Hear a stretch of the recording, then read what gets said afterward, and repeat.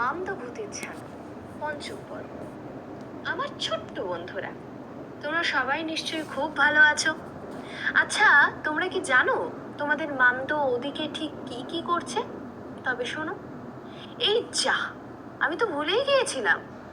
আজ আমি গল্পের সাথে সাথে তোমাদের জন্য একটু চকলেট এনেছি। তোমরা নিশ্চয়ই চকলেট খেতে খুব ভালোবাসো। তাহলে এই হলো তোমাদের চকলেট। তারপর কেমন লাগলো বলো আজকের এই সারপ্রাইজটা? ব্যাস, আর কোনো কথা নয়। এবার এগুলোকে টপাটপ মুখে পুড়ে ফেলো দেখি। ও, পুড়ে ফেলেছো? তা বেশ করেছো। তাহলে আজ আমিও একটা খাই তোমাদের সাথে, কি বলো? বাহ, বেশ খেতে, তাই না? চলো, এবার তাহলে আমরা শুনবো মামদোর কীর্তিকলাপ। ঋত্বিক যাবে মামা বাড়িতে। এক সপ্তাহ ছুটি, ওদের মা আর ছেলে। একদিন নো পড়াশোনা, শুধু খেলা আর খেলা। ওইদিকে মামা বাড়িতে আবার আরো একটা বিচ্ছু আছে, নাম হলো ঋষি, ঋত্বিকের মামার ছেলে। বয়সে ওরা 6 মাসের ছোট বড়। অবশ্য মামদোর খুব মন খারাপ, কারণ বন্ধু বেড়াতে চলে যাচ্ছে। তবে উপায় একটা হয়েছে জানো, ঋত্বিকের মামা বাড়ি চন্দননগরে। ও বাড়ির উঠোনে একটা বড় তেঁতুল গাছ আছে। আর এই সারাদিন মামদোর ঠিকানা হবে ওই তেঁতুল গাছ। ঋত্বিকের বাবা ওদের ছেড়ে দিয়ে চলে এসেছে। এখন শুধু মজা আর মজা। ওই বিটকেল অঙ্কগুলো থেকে আপাতত ছুটি। এখন শুধু দুদিনের দিদুনের হাতের সুস্বাদু ভোজন, মামার আদর, মামির আহ্লাদ, আর দোসর ভাই ঋষি। এ কদিন মা বকাবকি করতে পারবে না, আর যদি বকে তবে মাকেও বকা খেতে হবে দিদুনের কাছে।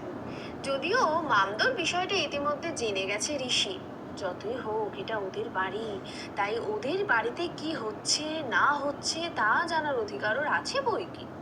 আর তাছাড়া ঘটোৎকচ যে হারে পেটুক, ওর পেট ভরাতে গেলে ঋষির সাহায্য খুব প্রয়োজন। ঋত্বিক মামা বাড়িতে এসে জানতে পারে যে তার ভাই ঋষি ইদানিং ভয়ঙ্কর মনোকষ্টে আছে। ওদের পাড়ার ওই আর সেই বাড়ির কুল গাছে খুব মিষ্টি কুল হয়েছে, কিন্তু দাদু কাউকে একটা কুল পাড়তে দেয় না। এই নিয়ে অনেক জল্পনা হয়েছে বন্ধুদের সাথে, কিন্তু বারবার কুল চুরি করতে গিয়ে ধরা পড়ে পিঠে পড়েছে কয়েক ঘা। তা সে মাঝে মাঝে পড়ুক, ওটা এখন গা সওয়া হয়ে গিয়েছে। কিন্তু একটা কুল দাঁতে না কেটে এই অপমান মানা যায় বলো? তবে বিষয়টা ইতিমধ্যে কানে চলে গেছে মামতোর। সেদিন দুপুরে বাড়িতে সবাই যখন ঘুমোচ্ছে, ঋত্বিক আর ঋষি সোজা চড়াও হলো দাদুর বাড়িতে। কিন্তু দাদু কুল পাহারা দেওয়ার জন্য গাছের নিচেই বিছানা পেতেছে। তাহলে উপায়? ঘটোৎকচ বলল, আমি গাছে উঠবো আর গাছটাকে জোরে জোরে ঝাঁকাবো। তোমরা দুজনে গামছা পেতে কুল কুড়াবে, কি ঠিক আছে তো? কিন্তু দাদু, ওনাকে ওখান থেকে কে নড়াবে? মামদো বলল, ভয় নেই, সে ব্যবস্থাও হয়ে যাবে। দুপুরবেলা মিঠে রোদে দাদু ঘুমাচ্ছে। হঠাৎ গিলি গিলি গে, দাদু খোলা আকাশ থেকে সোজা ঘরের বিছানায়। কিন্তু কি করে এটা সম্ভব হলো? ঘটোৎকচ বলল, পরে আমি তোমাদের সবটুকু বলবো। এখন শুধু কুল খাও। আর আমিও এখন শুধু কুলই খাবো। আপাতত প্রচুর কুল সংগ্রহ করেছে ওরা। রোজ দুপুরে সবাই ঘুমোলে ওরা সেগুলিকে ভক্ষণ করে। তো রহস্যের সমাধান যে হলো না। মামদো বলল, কি, কেমন কুল খাচ্ছ? দুই ভাই একসাথে বলে উঠল, দারুণ। কিন্তু গিলি গিলি গে, সেটা কি বন্ধু? ঘটোৎকচ হেসে বলল, ওটা মন্ত্র, ভূতের মন্ত্র। তোমরা বললে কাজ হবে না, তবে মন্ত্রখানা খাসা, কি বলো বন্ধুরা? এদিকে ঘোষাল দাদুর তো মাথা চুলকাতে চুলকাতে মাথায় ঘা হওয়ার জোগাড়। সেই ছিল গাছের তলে, চলে গেল খাটে। ওদিকে গাছে একটাও কুল নেই। কে পারলো অত কুল? উত্তর খুঁজতে খুঁজতে দাদু এসেছিল ঋষিদের বাড়িতে। কিন্তু ঠিক সেই দুপুরে ওরা নাকি বাড়িতেই ছিল। আসলে আর যাই হোক, ঋষির ঠাম্মা অন্তত মিথ্যে কথা বলেন না।